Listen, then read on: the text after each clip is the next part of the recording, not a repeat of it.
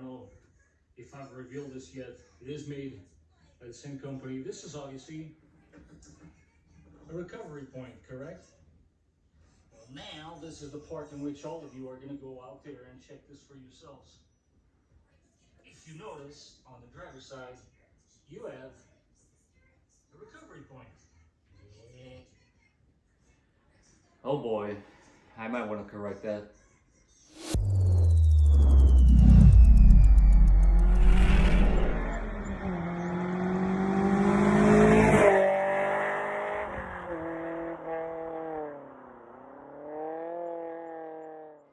Well guys, I clearly made a little mistake on one of my last videos, so we're gonna go ahead and correct that.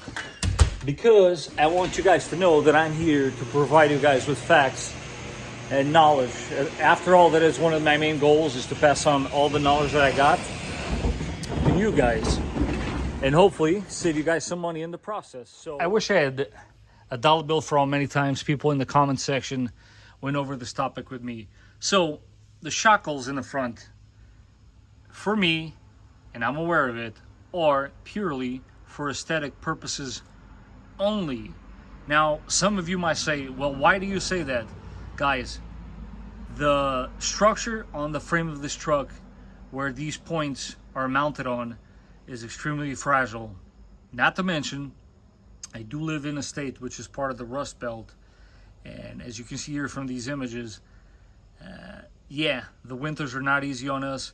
And if you do plan on yanking your car out of a ditch by using this point as a support, do not be surprised if you actually rip the entire lower subframe of your radiator, basically. So yes, I'm aware this is not a recovery point. This is why I'm going to share the following footage with you guys for those of you that might be interested in installing recovery points on your 4Runner. Those are recovery points from Apex Overland. Wow. They recommend those look. just because the original yeah, points over here aren't really that sturdy. I got you. So Wow. these are on the frame here. They're bolted right straight through the frame. That's cool. So yeah, as far as these so-called recovery points, which they're not, they're tied down. It's just not very thick, the material.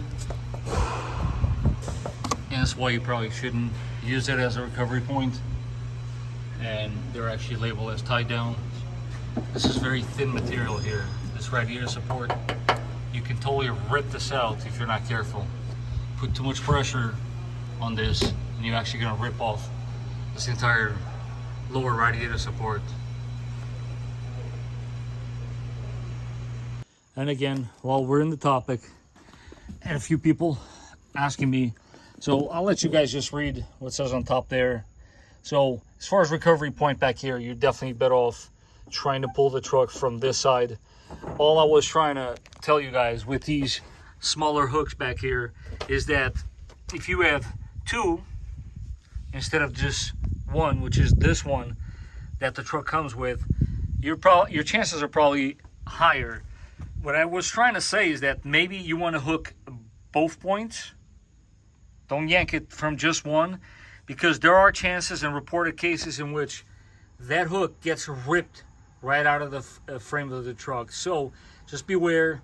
You need to be safe out there. A viewer reached out to me and said I should clarify that, and you know what? I have no problem doing that.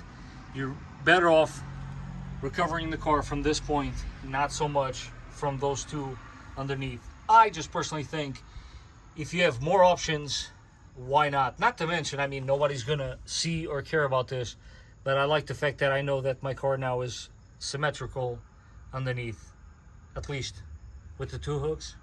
Does that even make any sense?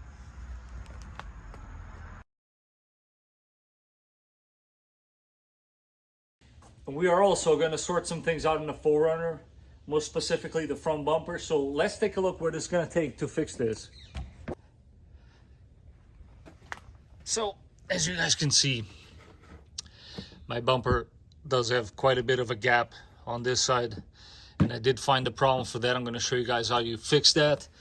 But also, very common on these cars, I'm going to teach you guys how you can try to correct this situation, which, Take a wild guess.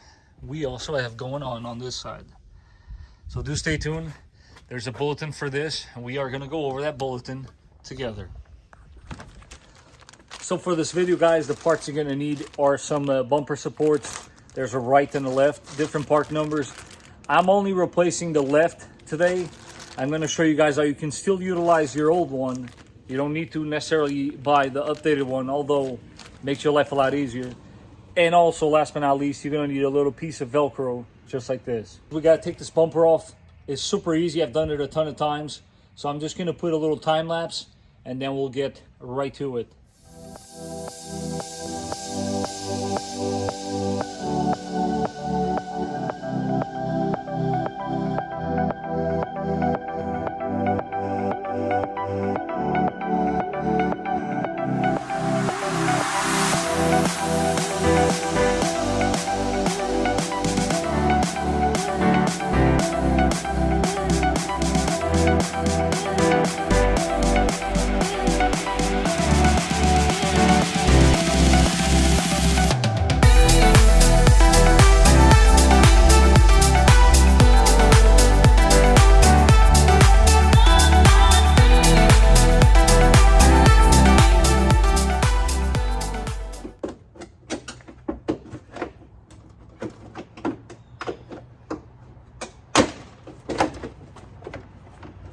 All these guys, don't forget to disconnect your fog light assemblies.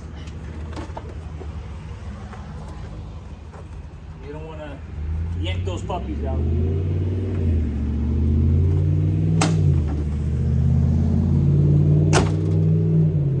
It does require a little bit of force to pop the bumpers out at the corners, but believe me, that is the way to do it. There we go. And of course, I have a surface prepared where you can lay this on the ground. So, yeah, I want to show you guys actually the damage to my car. You guys most likely are not going to have this problem, but I'm pretty sure this was actually related to a previous accident. This is very much cracked. So, we're going to go ahead and correct that by doing this. As you can see now, you should be able to bolt her up no problem whatsoever. Now, going back to the little corners here. So, as you can see here, obviously we got the new one. You see this little indentation? This is going to be key on the repair that Toyota actually has on a service bulletin. And remember how I said you don't really have to replace the other side? Well, I was kind of wrong. Apparently, they are a little different. Who would have known? All right, so as far as this service bulletin that Toyota put out, what you really need, as I previously showed you, is a piece of Velcro. I went with this one because this way you can trim it to taste. So what you want to do is, you're supposed to just measure this, but I'm going to go ahead and eyeball it because we are man and we don't follow instructions. And let's see, what do we got? This, and we're going to go with that. And the concept here is you're putting this piece on this side. Oh, look at that. Perfect match. No measurement needed. And you're going to put another piece on the bumper side. And then, when everything is said and done and you're installing this, when you push this down, it should hold the piece flush against the car. Or at least the concept sounds something like that. We're going to give it a shot. Super important part of the deal is also where the other side goes, because obviously now you got to apply a piece of Velcro tape on this side. So what you want to do is you want to go, this is top side of the bumper, you go on this corner, see the reference fog light, that corner, and you want to mark just about there. You don't have to be too crazy, because the point here is that you have tape on both sides. What it is important is that you do clean this area extremely well, because you want to make sure that this tape stays there, and you should be good to go. We'll see what happens here. Let's see if this actually works. We're gonna have no problem whatsoever. You want to obviously tackle one side at a time. Here we go. Ooh, I like it so far. Obviously, you want to make sure that everything lines up as it should. There we go.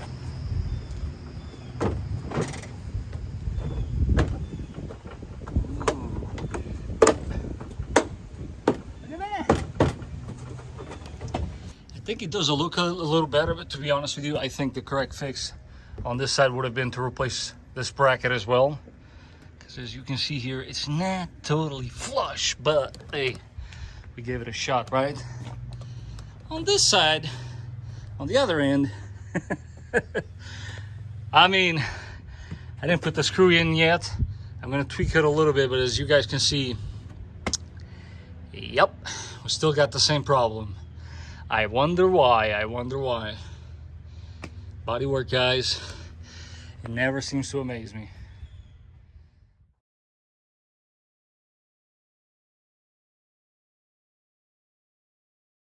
Show you guys here how you can change this bulb. Super easy and simple. You do not have to remove the store panel. So you want to get a very short, small screwdriver, flathead. You place it on this side and apply pressure like so, and off she comes. The rest is very much typical, other than the simple fact that now you have this assembly here, and the way this works is, I don't know how well I can actually show that on camera, but there is a clip over there that you have to pry like so.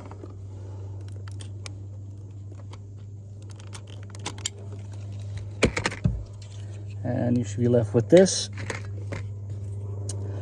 Then once you're left with this, again, it's very simple. It's all about making your life easy and simple, guys.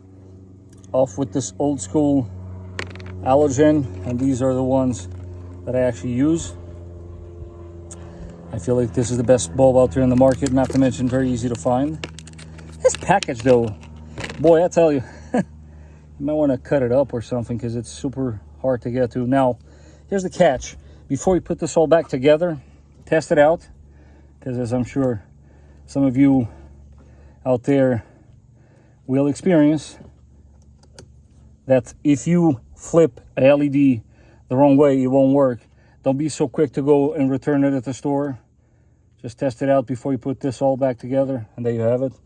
This is the correct direction. Again, put these two guys back together, easy and simple. Well, yeah, make sure it clicks together. I like to wipe this clean before I put it back, just to you know, give it that clean look. Not to mention it's good procedure to clean it up, and you obviously want to go in this direction in a sliding motion. Basically, you sit it like so, line it up with the grooves. It's really hard to show on camera, guys, but believe me, it's not that hard to do. Once it's clicked, you're good to go. You know the direction on the bulb is correct. It works. Again, this side in first, and you're done. Super easy, super simple, very clean look. Check out these lights here in the dark. Let's see. Okay. That now completes the look. Yeah, man. Definitely highly recommend you guys. Didn't have my breakfast. There you go. You definitely want to do all of them. Just definitely completes the look a lot better. See, much better. So what do you guys think?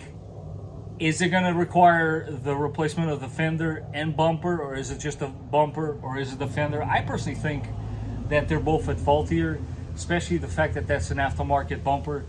Nothing in this bumper is fitting properly, but I want to know what you guys think about this. At the end of the day, guys, I've been living with this fitment this entire time. I'm leaving it alone. I just did want to pass along the steps that I took to attempt to repair it. And I have no doubt with the OEM bumper that you guys do have, that little gap on the corner should be taken care of. Just do make sure to replace those brackets that I'm going to show you at the end of this video. I got the bulletin for you guys that you can print out off of the internet. As always, guys, do please stay tuned, as we're going to be treating this frame at the dealership the way we do it under warranty. I know there's a few of you that have been waiting for that video. But in the meantime, don't forget to subscribe, and please hit that like button. That helps this video greatly and keeps this channel alive. And in the meantime, I will catch you guys on the next one.